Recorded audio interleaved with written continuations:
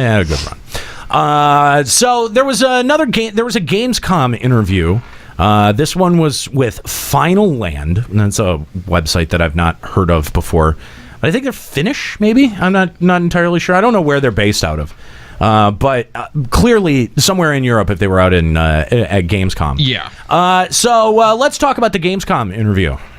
Sure, I'll take this one, actually. Okay. So we're talking about the reasons for repetitive pattern in FF14. The Eorzea Times saying Final Fantasy XIV follows a very specific pattern in its patches and is in some ways very repetitive. The main problem is that many players feel forced to farm content and grow weary of the game, often finding that the majority of the game lacks challenge, even the original content. This is a typical problem of many modern MMOs. Will you completely change the pattern for the next expansion? Naoki replies, I can totally understand your point, but when people say this content is easy, the development team works on some contents and makes it really hard, and then people try it, but they cannot clear it, and then they start to say this content is really difficult. So it's really difficult to draw a line, but we tend to see that players trying to beat content are saying this content is challenging, and once they clear it, then they say it's easy. We cannot just make the contents depending on your feedback each time, otherwise there will be no balance. To provide creating a content where as many players can play, that is the basic policy that the development team wants to have. Yeah, I think he's also kind of skipping over an important point here too, and that's that, with every patch we get incrementally better gear, and so these fights that start out hard the first week, it's because A, people don't know the mechanics yet, and that's pretty obvious, but B, we're growing more and more stronger in terms of our gear each and every single week that we get a new piece to upgrade. But I think he's kind of like, he's not wrong. Like, you look at like something like Ravana EX when it came out, like Ravana EX was hard until you learned the dance. Then Ravana EX, not so bad. Yes, but at the same time, though, there is, because of the vertical progression in this game and because of the vertical progression of the gear, you do eventually end up out-leveling the challenge. Absolutely. And that's always been a thing that's bothered me in RPGs for a long time, where if you get backed up against a brick wall, you just go grind for a while and then come back and you're able to wipe the floor with that boss. There's no, there's no challenge in that. That was just... Does it kind of sting that FF13 was the game that tried to do away with that problem? Yeah, a little bit. Yeah, it sucks. Yeah, a little bit. But, that's always been something that's bothered me, and I've thought that good RPGs generally find a good way around that. I thought that Chrono Trigger was always one that did that in a really inventive way. I don't think you can out-level bosses in that game. Chrono Cross? Chrono Trigger. Chrono Trigger. You can definitely out-level bosses. Oh, can you? Yeah. What am I thinking of? Chrono Cross. Cross? Yeah, Cross doesn't have XP. That's the one where it's relative to... Okay, yes. Yeah. Okay, yeah, I am thinking of Cross, sorry. Final Fantasy VIII tried and spectacularly failed to do that. Oh, my God. They had a great idea, like, we'll just make it so that as you level up, so do the enemies, and guess what? They level up a little better than you do. It actually gets harder. And all the players are just like, or we'll just skip leveling in Junction. Yeah, exactly. Exactly. I guarantee you at some point, one of the developers on FF8 saw that players were doing that and was like, oh, shit. Oh, damn it. You aren't. No, you're not supposed to. What? Oh. Play the game normally. Come on, guys. Why are you winning at level 7?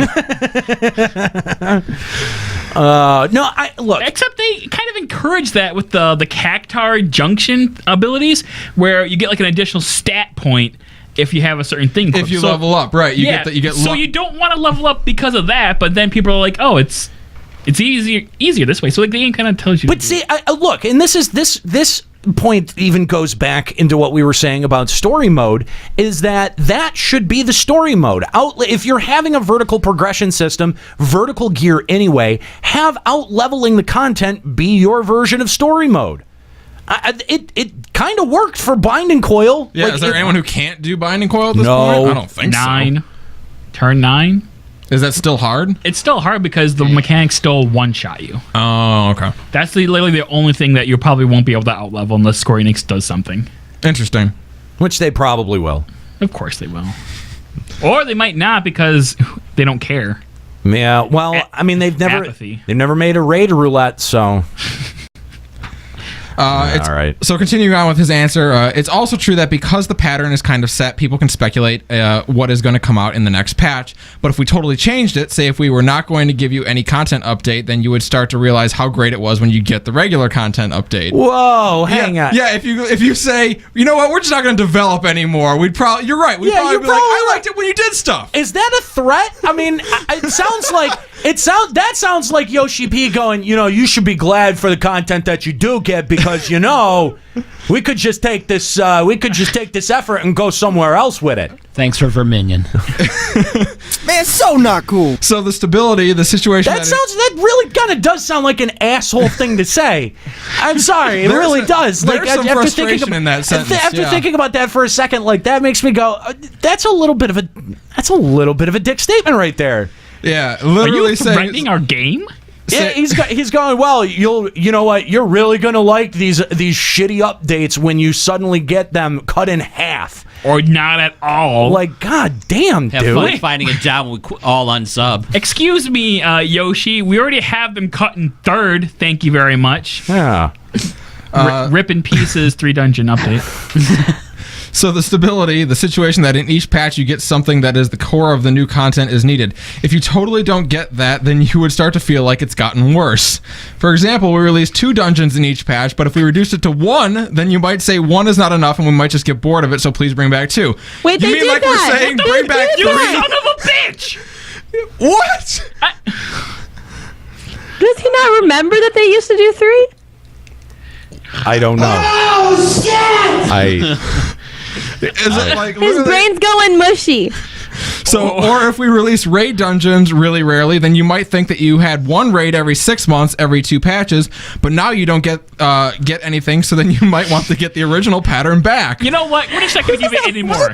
Mind frame. What the hell's happened to our I feel like he was either drunk or did not study the questions at all. He's like just talking off the top of his head. Well, look, what he might be saying is that in lieu of getting that content, they could work on something else. They could work on a new concept and a new design that would take the place of one of those patches. A new Final Fantasy. Okay, so let's say that they do take our suggestion to heart and they do take and form a new version of raid content. Sure.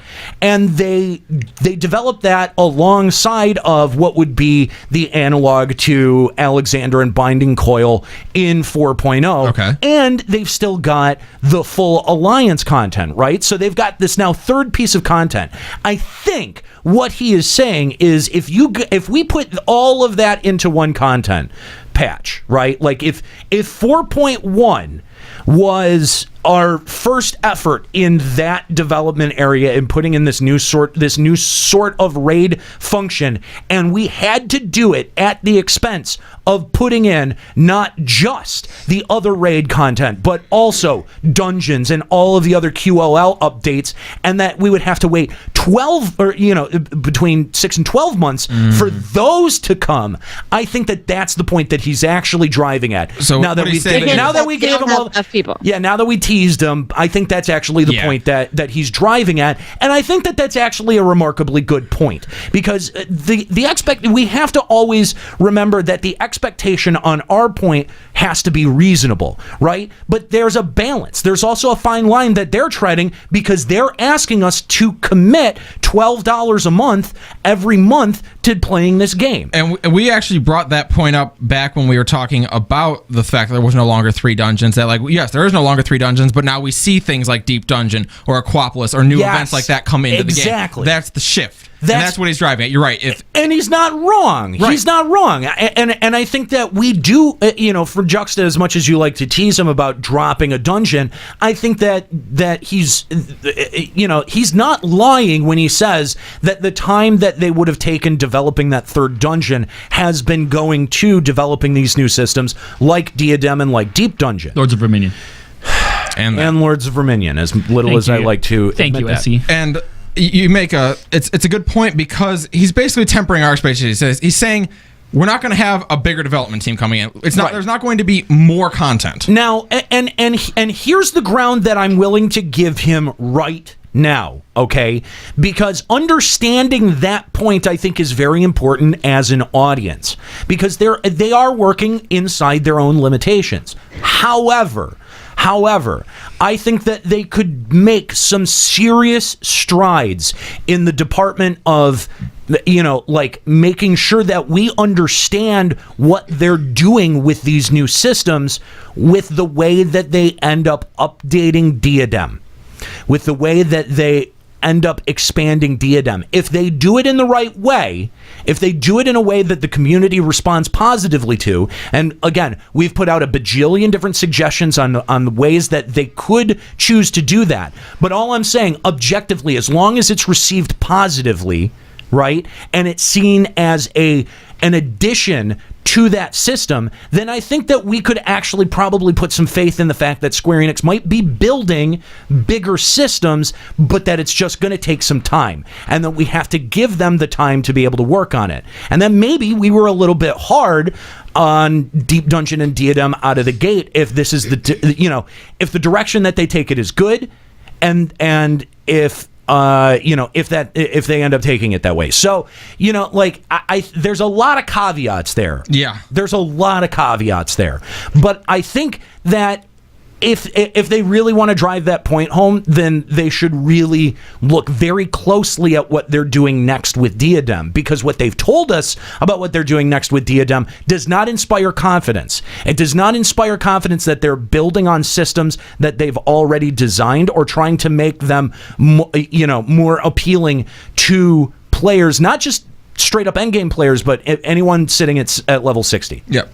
I guess I wish that they were just a little more candid about what their resources are going into. Like he says, okay, because we haven't changed our cycle, you don't realize that if we did, it would actually hit, it would have to be one or the other. But like, my problem is that he flat out said, if we had 2 more developers, we could do this. So in my head, I'm like, okay, get 2 more developers then. So like, it's hard for me to see like, okay, he can't or they won't for whatever reason. But he's not being like, I don't know. It's hard for me as a player or as a consumer to understand why, like, they would have to take these risks and that kind of thing. That's a concession that we have to give Square Enix, because we don't know the finer points of how they operate their business.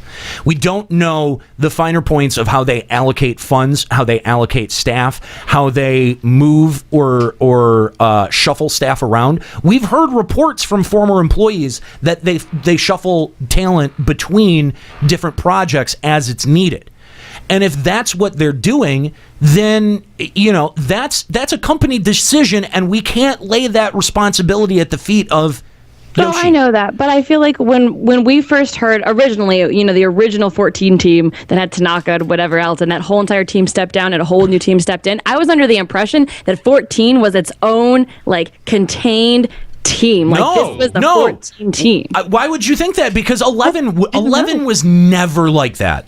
But 11 never, we had no communication with Tanaka ever, so I had no idea what 11's team was like, because there was never a letter from the producer. There was never anything to tell us what's going on in Tanaka's brain. So I had no idea what was going on behind 11. I just looked at the content and smiled and enjoyed it. But with this one, because he's a little bit more open, it's making me feel like I'm being, like, not necessarily lied to, but like information's being held back from me, and it's frustrating. Well, yeah, but Yoshi-P can't exactly come out and go, okay, well, Square, corporate has allocated, $4 million less to our budget. We've had to fire 3 people. He can't. He can't come out and disclose that kind of stuff, because you just can't. Like, that's just not something that you do, right? Well, like, of course. I mean, and I don't know why. I just always figured 14 was its own entity, and it was its own, like, self-sustained thing. Like, if 14 was doing well, 14 would get more people on their team. No, that's you sweet summer child. That's never very sad that it's not like that. I don't think that that's ever the way that Square Enix as a company has ever functioned. I don't see why. If 14 is making a lot of money, or they develop something that all of a sudden sees a huge spike in subs, they should get more people. Talk to the president. You're talking to a guy who does a talk show about a Square Enix game. Well, obviously, but if I wrote a letter to them, what would they do? Nothing. Thank you for your interest. Please look forward to it. Yeah. Queer. They didn't even sign it. What the hell? Was there more? I think there was more to that statement. Yeah. All right. So you might think that because you get everything each 3 months, it's kind of normal for you, and that's why we want to bring in some new contents and new ideas like Aquapolis and Deep Dungeon. So we still keep on releasing the patch updates each 3.5 months, but we're adding more content like this. This is the development team's effort to come up with new ideas and keep updating the game, but also giving new elements to it, which is kind of what we just talked about. Also, at 3.4 launch, some new features will also be added in the game, so please look forward to this content. Okay, new features, great. I would like to add 2 points to this. The first one is about the relic quest, the animal weapon quest, which is time consuming. You might say it's going to be time consuming and it's not really challenging, but the reason we have this content in the game is to support those who are not good at playing the game. Which I feel so justified in not having done that quest. Right? If you have a relic, you're garbage. I feel so good right now. Oh my god! Oh, that is one of maybe the most unintentionally funny things in this entire interview. That is my all-time favorite Yoshi quote I've ever heard in my life. Yeah, this is in here because you suck at the game. You know what? I'm reading it again just because it felt that good. You might say it's going to be time-consuming and it's not really challenging, but the reason we have this content in the game is to support those who are not good at playing the game. Say to beat the raid contents to get the higher-level items with higher item level. So if this relic quest was too difficult for them, then it's going to discourage them to try it. That's why it is our intention to make it less challenging for the animal weapon quest. Oh, that is so my fun. god! Ouch. They're saying this is for you story moders out there. Now, yes, yeah, that is exactly what he's saying. But the thing is that it doesn't have to exclusively be that. And Right, which is what people in the chat are saying right now. I got the relic, I suck. No, that's not what he's saying. No, that's what we're saying. We're telling you that. Aniro is telling you that. Not Yoshi-P, Aniro. No, but it doesn't have to only be that. Because if you start adding, again, this goes back to an idea that we've thrown around before, that if you have all of the stages of the relic available from the get-go, except the grind to get beyond what they want you to have is so ungodly, ridiculously poop socky, like in that neighborhood, that is an incentive for players who are actually good at the game, or are devoting a ton of time to the game, right, to get a reward out of it that actually means something. And finally, if you really want to have some challenging contents, with patch 3.45, Deep Dungeon will have another 150 floors to the current ones, which means the total number of floors will be 200. You may be able to get to the 100th floor relatively easy, but from the 101st floor onwards to the 200th, it will be really difficult. So if you want to challenge this, please try this, and in solo too. Also, a ranking system will be added too, so if you want to get to the top, then you will have a hard time clearing content. He keeps saying this. I hope that actually happens. We'll see. Because we're supposed to 3.45. That's when we're supposed to find out. Next 150 floors. Yep. Yeah, we'll see. And again, I think that's good though. I'm surprised. The 150. I'm surprised that the 150 is coming out so quickly. Yep. I thought it would have at least. I would have thought it would at least come in 2 different stages. I wonder if they had all of it planned and he just jumped the gun and just released the first 50 just to send it out. No, actually, maybe as a test. Maybe. I actually think that Nika hit it on the head. I think that they had all of it designed from the get-go, and that it was all ready to go from the start, and that they put the first 50 out as a way to gauge, like, okay, how is this going to do moving forward? Then they can make adjustments on those 150 others if they need to. Yeah, that's a good call. So I mean, and again, I thought that Deep Dungeon was a really interesting and fun system, except for the part where you're stuck, between 1 and 30. That is just excruciatingly painful. But the thing is that, like, as if they rewarded it properly between 150 and 200 with gear, and not just a glowy weapon, but with actual meaningful gear that looks good. Come on. Please. Yeah, that'd be sweet. Please. Especially because it's going to be level 60 anyway, so they don't have to worry about any random scaling of gear to your level. Like, everyone's at 60, just give us relevant gear. Oh my God, please. That's a reason to do that part of the game would be fun, because I think Kahlo said this. I fucking hate the weapons. The weapons are terrible. They're awesome. I like them. They are hideous. I like them too. Stern also hates them. They are very divisive. I will say that. You love them or you hate them. Especially because the actual design of them is very, very basic. It's just all light. Yeah, I love them. Yeah. All right. Aniro's favorite question on here now. Yoshida-san, what is your favorite meal? And to which he replied, meat and ramen. Could you eat it every day? To which he replied, steak would be heavy to eat every day, but yeah, I can survive with eating ramen every day. Yoshida then laughs and opens the drawer of the furniture of the interview room to show us a pile of cup ramen. Great. Thanks. Wondering why we included this part. Because it was Well, funny. because it leads into the next question, right? Yeah. I'm saying that because this is them asking again. I'm saying that because I feel the same for Final Fantasy 14. It's the same thing every day. For example, oh man, that was actually really good. Epic burn. Nailed it. Ooh. I like the. Okay, these guys just won instant like 20 points with me. It was great. Wow. For example, I like pasta bolognese, so I will eat it, but I will grow tired of it. You can add some spices or herbs like a quablus or Palace of the Dead, but in the end, it's the same meal. I don't want pasta anymore. Give me pizza or something else. Whoa, shots fired. And who is this? This is from Finaland. Finaland. Finaland? I think it's Finaland. They seem. I did poke around their website. They seem like a European resource for Final Fantasy. Okay, so Finaland. Yeah. That is such an amazing question. What a great. And I love the way that it's worded. Like, damn. Good setup. Herbs, Aquapolis or Palace of the Dead, but it's the same thing. And Yoshi replies, laughing, I totally understand your point. I also know that you love the game, and that's why you want something new to the game. However, if we put some content with a different design that is not following the FF14 way, then the game is going to be crushed. It will not be FF14 anymore.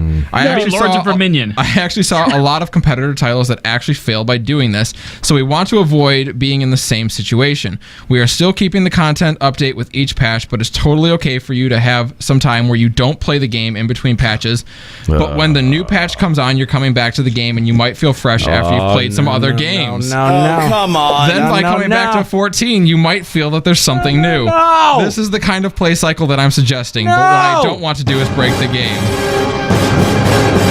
I totally understand. So with the 4.x series, we would like to give you something really new. And some really new content and challenges. That is something that we would like you to look forward to. All right. Well, at least he pulls just it said back. the two opposite things. No, I'm hoping what he's alluding to or what he's realizing is that in the middle of an expansion or a patch cycle is what you don't want to do. And then at the expansion is going to be the time to try something new. Yep. And I'm hoping that's what that whole thing meant. Yep. Yeah, because the first half of that is so like my heart was sinking when I was reading that earlier. I'm like, and so God. many people have panicked about this statement too.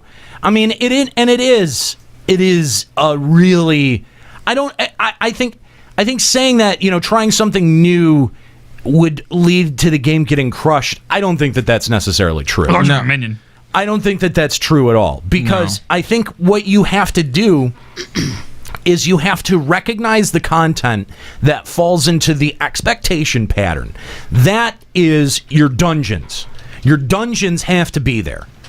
Every patch, doesn't matter. Dungeons got to be there because we've got to have something to grind tomes on, right? Right. That is, I think, a pretty reasonable expectation. Yeah, I think no one is going to give them crap for that being part of the patch. Right. We know that's coming. Right. What are some other things that like every patch we have hardline expectations on? Main storyline quest. MSQ. Yep. I feel like I feel like those two probably you've got the bare bones, the barest of bones for an update. Now, if you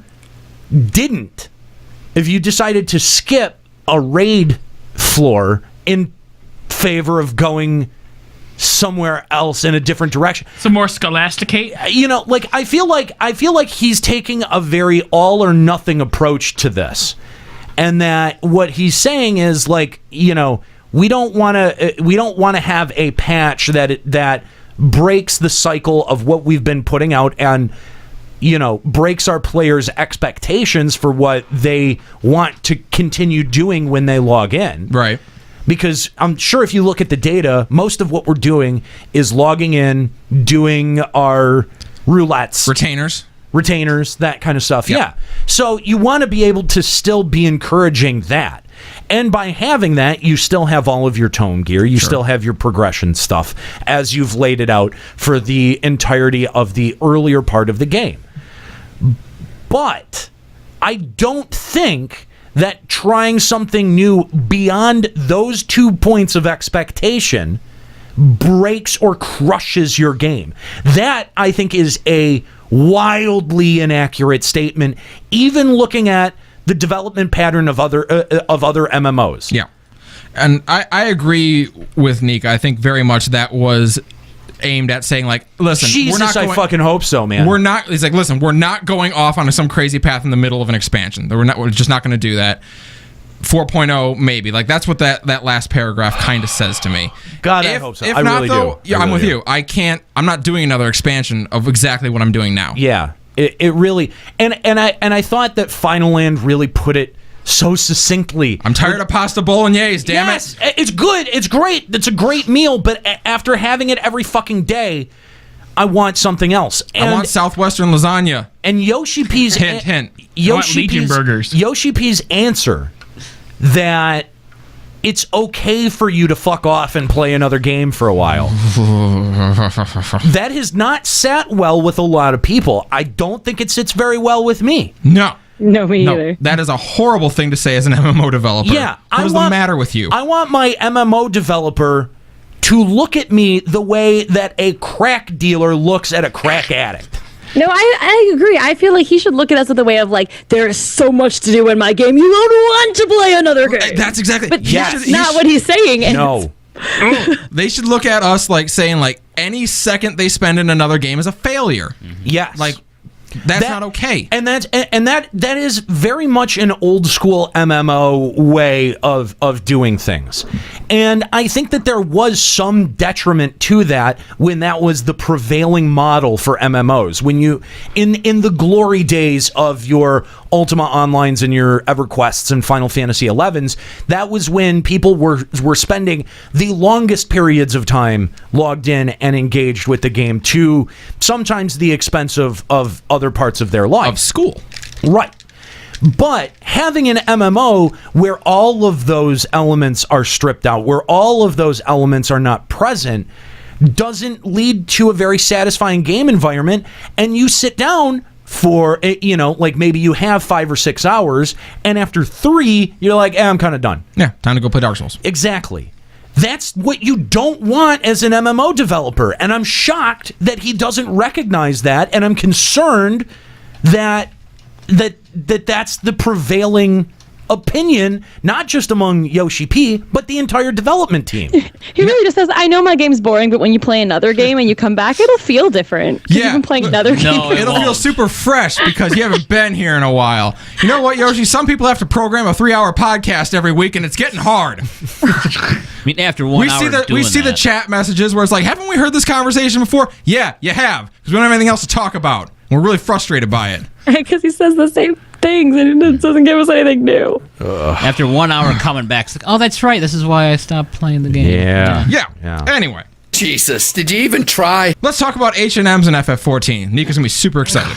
Yeah, I'm sure. Some free companies dream of open areas exclusively for high-level difficult, where monsters cannot be fought solo but with a group or an alliance, where monsters do not stop when you're sprinting, where we find the defensive and conquest contents. What? That doesn't make any sense. An area that really evolves based on the results of the actions of the players in the area, etc. Basically, something open, scalable, unlimited, promoting the organization, and really hard. He laughs again. No, come on, you. It's something of a totally different game. This is not FF14. To give you a more logical reason, in order to make a really difficult content, you need to have a really logical setup and settings and damage balance to it. You have to start off with some mathematical calculations behind it and many formulas for the settings. Think of an extreme primal, for example. You fight with a group of 8 people, but if this was an open field, we couldn't know how many people there would be. So the formula is always made by X and Y, but we couldn't put the specific numbers to it. It's called one alliance.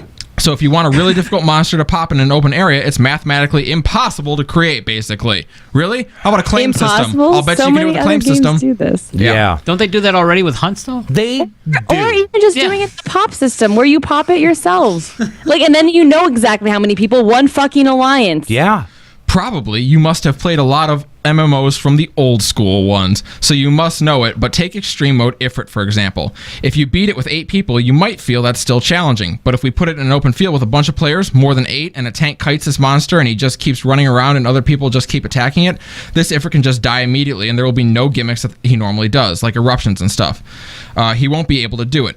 And those things are actually what makes Ifrit what he is. So we have to limit the area and limit the number of people to play content. Otherwise, it's going to be totally impossible. This idea is not that simple to realize, so if you can understand, that would be really appreciated. This is actually almost depressing. Do you know, have you ever played Diablo 2? Not 2, no. So there was Diablo, of course, one of the main bosses in Diablo, shocker. Yeah. There was a version of Diablo that could spawn named Uber Diablo. That was what he was affectionately termed. Yeah. He would only pop in a game. Basically, there was a ring called Stone of Jordan, and if you sold Stone of Jordan to an NPC for jack nothing in gold, it was a waste of effort. But when you did it, you'd get a little counter that would pop up to say, so many Stones of Jordan have been sold to NPCs, and everyone's like, what the hell does that mean? So people started getting these really rare rings and selling them to NPCs for nothing, until eventually a message popped up in the upper right corner that said, Diablo walks the earth. And in whoever got that message in that game, Uber Diablo would spawn. So anyone who happened to get lucky to get that message, Uber Diablo would pop. And he was a really boss-ass buff version of Diablo that was very hard to solo. Certain like really cheesy job classes could do it. Okay. But most often you needed help, and he would have sweet loot drops.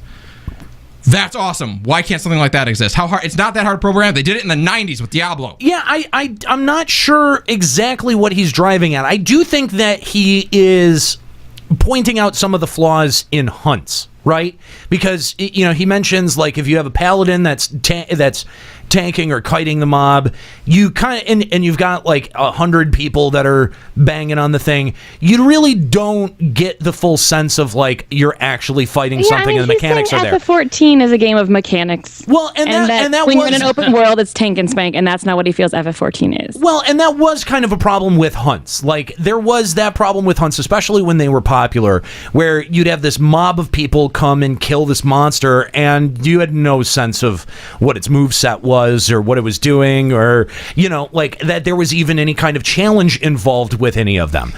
So You're just fighting that claw hunt, and then suddenly you die. You're like, oh, I'm dead. Res, please.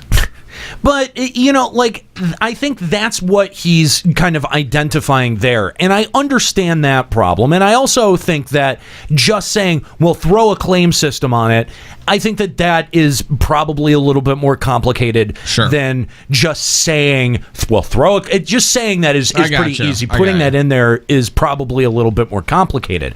But I do like the idea of pop items. That way you can control your party. That way you don't have to have a hardline claim system that whoever gets there first or whatever, because that kind of environment encourages botting. But I think that you're right. Like a pop system where you've got an item, you trade it to a point, and now that monster is your party's to fight until one of you dies. Maybe you have to find these 10 glowing orbs and place them strategically around the world, and when you do, a huge Cthulhu-like monster spawns, and you have to fight it, and everyone on the server gets a notice about it. Oh, damn it. WoW beat us to it again. Damn it. Is that something new in Legion? It sure is. We're going to be talking about it on Final Encountercast, and it's awesome. We are going to do it. We are going to do a show where we talk about Legion. It's going to happen. Yeah. Just prepare yourself. So continuing on with that response, however, the development team is currently creating something similar to the content you suggested. Something like having a gigantic monster popping somewhere and you need to have an alliance to actually beat it. All right. This kind of content that we are creating is a new idea, but I must say that something like affecting the map by your actions, like a meteor falling from the sky and hit the ground, like you say, that could not happen.